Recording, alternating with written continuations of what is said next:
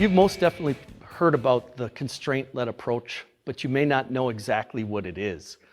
It's a way to teach and to coach in which you focus not so much hands-on to try to get kids to do things and to learn, but you shape their learning through constraints.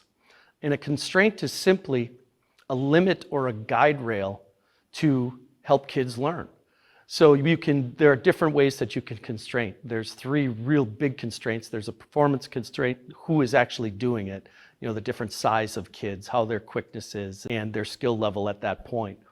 Then there's an environmental constraint, and then there's a task constraint. And the environmental constraint is, your actual environment that you're in and you're coaching and learning. But one thing to regard about that environmental constraint is it also takes into account your culture, your team culture, and the culture that the kids learn in. So in our video today, you're going to see lots of opportunities of kids showing how to be fun to play with. And that's a huge thing and a huge part of our program success. Task constraints, again, are just those simple things you can change, the type of equipment, the size of the area that you're playing in. And it's a great way to shape the learning for our players. As an elementary Phy-Ed teacher for over 31 years, I've used a constraint-led approach pretty much my whole time.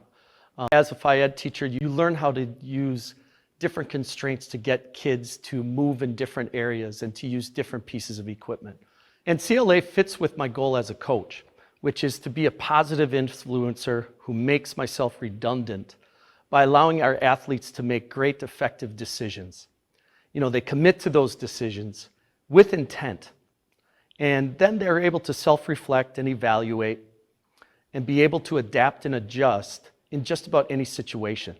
And that ability to adapt and adjust is a huge part of CLA. CLA fosters a creativity and enjoyment for kids because they are put into situations where there's a movement challenge and they have to come up with an answer. And again, we shape that as the coach with how we add a constraint to it.